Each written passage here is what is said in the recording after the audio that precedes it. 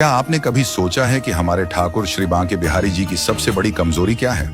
आप सोचेंगे माखन मिश्री, सुंदर वस्त्र या साज सज्जा। नहीं, ये उनकी कमजोरी नहीं।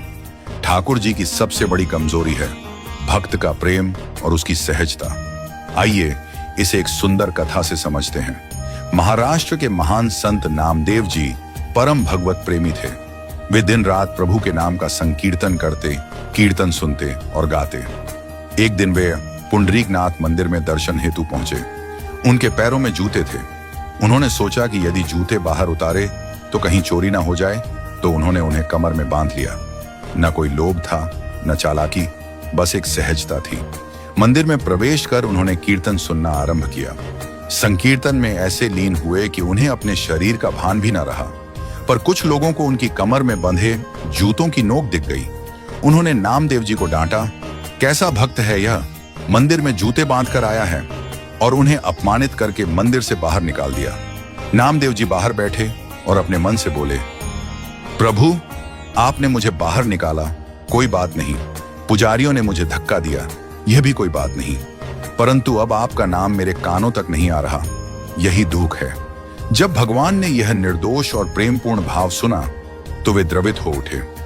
उन्होंने मंदिर का मुख्य द्वार ही उस दिशा में घुमा दिया जहां नामदेव जी बैठे थे, ताकि कीर्तन की ध्वनि उनके कानों तक पहुंच सके। यह थी भगवान की भक्त पराधीनता। शास्त्रों में स्वयं भगवान कहते हैं, अहम भक्त पराधीनो ह्यस्वतंत्र इव द्विजा, अर्थात मैं स्वतंत्र नहीं हूं, मैं तो अपने भक्तों के अधीन हूं। अब आइए वृंदावन चलते हैं। बांके बिहारी जी की एक लीला प्रसिद्ध है। जब करौली की रानी ठाकुर जी के दर्शन करने वृंदावन आई तो ठाकुर जी उनके पीछे पीछे मंदिर ही छोड़कर चल दिए। यदि मंदिर ही उनकी कमजोरी होता तो वे वहां रुक जाते। यदि 56 भोग या सेवायत प्रिय होते तो उन्हें न छोड़ते, पर वे तो भक्त के प्रेम में बंध जाते हैं। यही उनकी सच्ची कमजोरी है। जब कोई भक्त भावपूर्वक कीर्तन करता है तो ठाकुर जी उसी क्षण प्रेमवश नाचने लगते हैं। पर याद रखिए, केवल नाम जपना पर्याप्त नहीं। राम नाम जपे सब कोई, ठग ठगिया चोर, बिना प्रेम रिजत नहीं, नटवर नंद किशोर। जब तक नाम में प्रेम और सहजता नहीं है, ठाकुर जी प्रसन्न नहीं होते। इसलिए अगर आप ठाकुर जी को प्रिय बनना चाहते हैं तो बनिए सहज, सरल और निष्कपट भक्त। चतुराई चौपट करे, ज्ञानी गोते खाए। भोले भाले लोग को नारायण मिल जाए।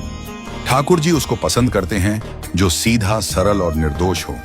यही उनका स्वभाव है, यही उनका प्रेम है, और यही उनकी सबसे बड़ी कमजोरी।